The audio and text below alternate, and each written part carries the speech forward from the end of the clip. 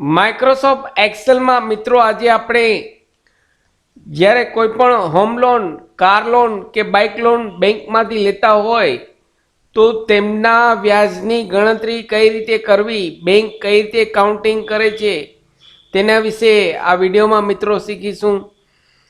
નમસ્કાર મિત્રો, શિવસાગર ગાઈડ ચેનલમાં આપ સૌનું ફરી હાર્દિક સ્વાગત કરું છું.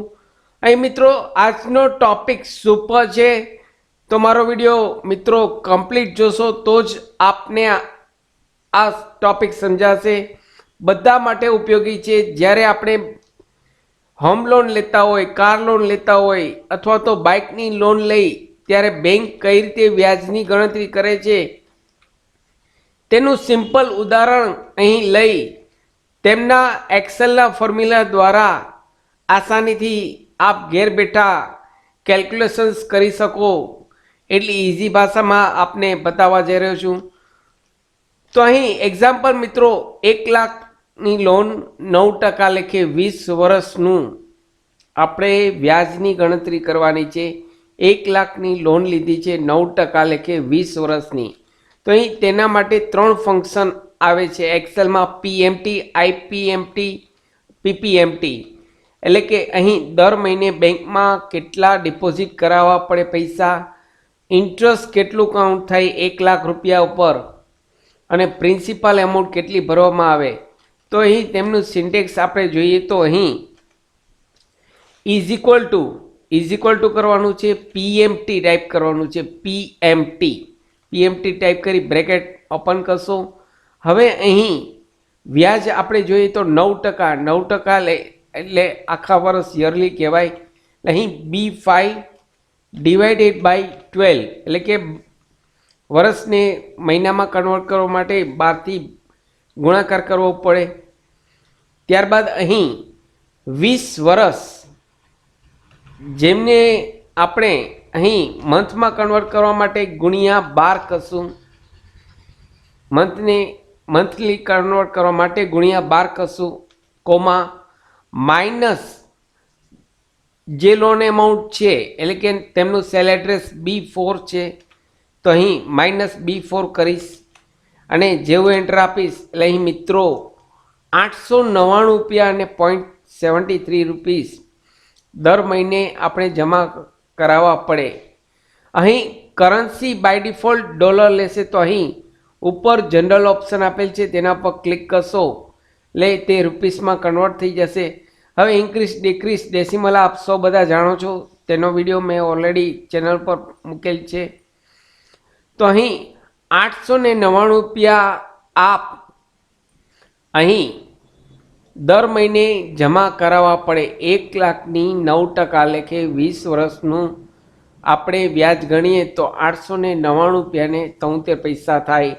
હવે તેમનું ઇન્ટરેસ્ટ કાઉન્ટ કરવું હોય તો મિત્રો શું કરવું, તો અહીં ઇઝ ઇક્વલ ટુ કરી